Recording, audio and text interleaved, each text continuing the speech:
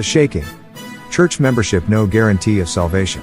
It is a solemn statement that I make to the church, that not 1 in 20, whose names are registered upon the church books, are prepared to close their earthly history, and would be as verily without God, and without hope in the world as the common sinner. Those who have had opportunities to hear and receive of the truth, and who have united with the Seventh-day Adventist Church, calling themselves the commandment-keeping people of God, and yet possess no more vitality and consecration to God than do the nominal churches, will receive the plagues of God, just as verily as the churches who oppose the law of God. The chaff separated from the wheat. Divisions will come in the church. 2 parties will be developed. The wheat and tares grow up together for the harvest. There will be a shaking of the sieve. The chaff must in time be separated from the wheat. Because iniquity abounds, the love of many waxes cold. It is the very time when the genuine will be the strongest. The history of the rebellion of Dathan and Abiram is being repeated, and will be repeated till the close of time. Who will be on the Lord's side? Who will be deceived, and in their turn become deceivers? The Lord is soon to come. There must be a refining, winnowing process in every church, for there are among us wicked men who do not love the truth or honor God. We are in the shaking time, the time when everything that can be shaken will be shaken. The Lord will not excuse those who know the truth, if they do not in word and deed obey His commands. Persecution cleanses the church. Prosperity multiplies a mass of professors. Adversity purges them out of the church. The time is not far distant, when the test will come to every soul. The mark of the beast will be urged upon us. Those who have step by step yielded to worldly demands, and conformed to worldly customs, will not find it a hard matter to yield to the powers that be, rather than subject themselves to derision, insult, threatened imprisonment, and death. The contest is between the commandments of God, and the commandments of men. In this time, the gold will be separated from the dross in the church. In the absence of the persecution, there have drifted into our ranks men who appear sound and their Christianity unquestionable, but who, if persecution should arise, would go out from us. When the law of God is made void, the church will be sifted by fiery trials, and a larger proportion than we now anticipate will give heed to seducing spirits and doctrines of devils. Superficial believers will renounce the faith. The work which the church has failed to do in a time of peace and prosperity, she will have to do in a terrible crisis under most discouraging, forbidding circumstances. The warnings that worldly conformity has silenced or withheld, must be given under the fiercest opposition from enemies of the faith. And at that time, those who put worldly conformity first and God's cause second class, whose influence has steadily retarded the progress of the work, will renounce the faith. If Satan sees that the Lord is blessing His people, and preparing them to discern His delusions, he will work with his master power, to bring in fanaticism on the one hand, and cold formalism on the other, that he may gather in a harvest of souls. Those who have had privileges and opportunities to become intelligent in regard to the truth, and yet who continue to counterwork the work God would have accomplished, will be purged out, for God accepts the service of no man whose interest is divided. As trials thicken around us, both separation and unity will be seen in our ranks. Some who are now ready to take up weapons of warfare, will in times of real peril, make it manifest, that they have not built upon the solid rock, they will yield to temptation. Those who have had great light and precious privileges, but have not improved them will, under one pretext or another, go out from us. The straight testimony produces a shaking. The shaking would be caused by the straight testimony, called forth by the counsel of the true witness to the Laodiceans. This will have its effect upon the heart of the receiver, and will lead him to exalt the standard, and pour forth the straight truth. Some will not bear this straight testimony. They will rise up against it, and this will cause a shaking among God's people. There are those among us, who will make confessions, as did Achan, too late to save themselves. They are not in harmony with right. They despise the straight testimony that reaches the heart, and would rejoice to see everyone silenced who gives reproof. The Lord calls for a renewal of the straight testimony born in years past. He calls for a renewal of spiritual life. The spiritual energies of His people have long been torpid, but there is to be a resurrection from apparent death. By prayer and confession of sin, we must clear the King's highway. Unjust criticism causes loss of souls.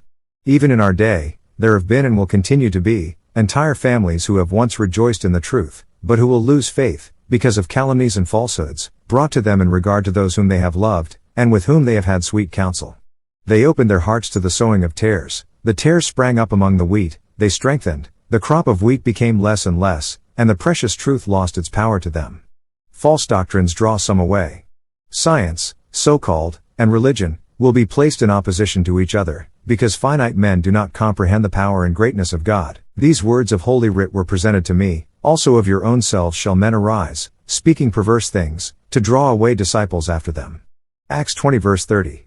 This will surely be seen among the people of God. When the shaking comes, by the introduction of false theories, these surface readers, anchored nowhere, are like shifting sand. They slide into any position to suit the tenor of their feelings of bitterness. Not having received the love of the truth, they will be taken in the delusions of the enemy, they will give heed to seducing spirits and doctrines of devils, and will depart from the faith. The enemy will bring in false theories, such as the doctrine that there is no sanctuary. This is one of the points, on which there will be a departing from the faith. Rejection of the testimonies results in apostasy. One thing is certain, those Seventh-day Adventists who take their stand under Satan's banner, will first give up their faith in the warnings and reproofs, contained in the testimonies of God's Spirit. The very last deception of Satan will be, to make of none effect, the testimony of the Spirit of God. Where there is no vision, the people perish. Proverbs 29 verse 18. Satan will work ingeniously, in different ways and through different agencies, to unsettle the confidence of God's remnant people in the true testimony. The enemy has made his masterly efforts, to unsettle the faith of our own people in the testimonies. This is just as Satan designed it should be, and those who have been preparing the way, for the people to pay no heed to the warnings and reproofs of the testimonies of the Spirit of God, will see that a tide of errors of all kinds will spring into life. It is Satan's plan, to weaken the faith of God's people in the testimonies. Next, follows skepticism in regard to the vital points of our faith, the pillars of our position, then doubt as to the Holy Scriptures, and then the downward march to perdition. When the testimonies, which were once believed, are doubted and given up, Satan knows the deceived ones will not stop at this, and he redoubles his efforts, till he launches them into open rebellion, which becomes incurable and ends in destruction. Defections among church leaders. A star that we have admired for its brilliance, will then go out in darkness.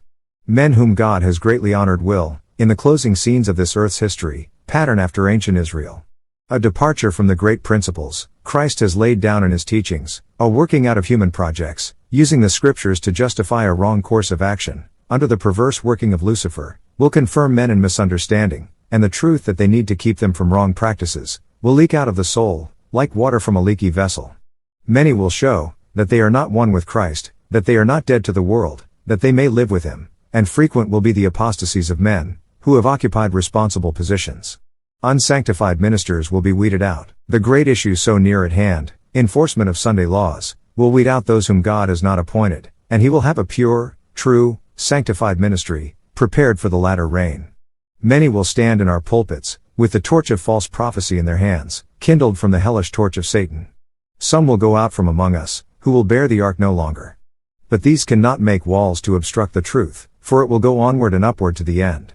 Ministers and doctors may depart from the faith, as the word declares they will, and as the messages that God has given his servant declare they will. The church may appear as about to fall. The shaking of God blows away multitudes like dry leaves. Chaff like a cloud will be borne away on the wind, even from places where we see only floors of rich wheat. Soon, God's people will be tested by fiery trials, and the great proportion of those who now appear to be genuine and true, will prove to be base metal. When the religion of Christ is most held in contempt, when his law is most despised, then should our zeal be the warmest, and our courage and firmness, the most unflinching. To stand in defense of truth and righteousness, when the majority forsake us, to fight the battles of the Lord when champions are few, this will be our test. At this time, we must gather warmth from the coldness of others, courage from their cowardice, and loyalty from their treason. The church may appear as about to fall, but it does not fall. It remains, while the sinners in Zion will be sifted out, the chaff separated from the precious wheat. This is a terrible ordeal, but nevertheless it must take place. As the storm approaches, a large class who have professed faith in the third angel's message, but have not been sanctified through obedience to the truth, abandon their position, and join the ranks of the opposition. God's faithful will be revealed. The Lord has faithful servants who, in the shaking, testing time, will be disclosed to view. There are precious ones now hidden, who have not bowed the knee to Baal. They have not had the light which has been shining in a concentrated blaze upon you. But, it may be under a rough and uninviting exterior, the pure brightness of a genuine Christian character will be revealed. In the daytime, we look toward heaven, but do not see the stars. They are there, fixed in the firmament, but the eye cannot distinguish them. In the night, we behold their genuine luster. On every occasion that persecution takes place, the witnesses make decisions, either for Christ or against him. Those who show sympathy for the men wrongly condemned, who are not bitter against them, show their attachment for Christ. Let opposition arise, let bigotry and intolerance again bear sway, let persecution be kindled, and the half-hearted and hypocritical will waver and yield the faith, but the true Christian will stand firm as a rock, his faith stronger, his hope brighter than in days of prosperity. New converts will take the places of those who leave. Some had been shaken out and left by the way. The careless and indifferent, who did not join with those who prized victory and salvation, enough to perseveringly plead and agonize for it, did not obtain it, and they were left behind in darkness, and their places were immediately filled by others, taking hold of the truth, and coming into the ranks. The broken ranks will be filled up by those represented by Christ, as coming in, at the 11th hour. There are many with whom the Spirit of God is striving. The time of God's destructive judgments is the time of mercy, for those who now have no opportunity to learn what is truth. Tenderly will the Lord look upon them. His heart of mercy is touched, his hand is still stretched out to save, while the door is closed to those who would not enter. Large numbers will be admitted, who in these last days hear the truth for the first time. Standard after standard was left to trail in the dust, as company after company from the Lord's army joined the foe, and tribe after tribe from the ranks of the enemy united with the commandment-keeping people of God. Kindly support our ministry by sharing this video. Subscribe, like, share and comment. This is Amazing God Ministry. Kindly watch more Christ-centered videos on this channel. Thank you and God bless.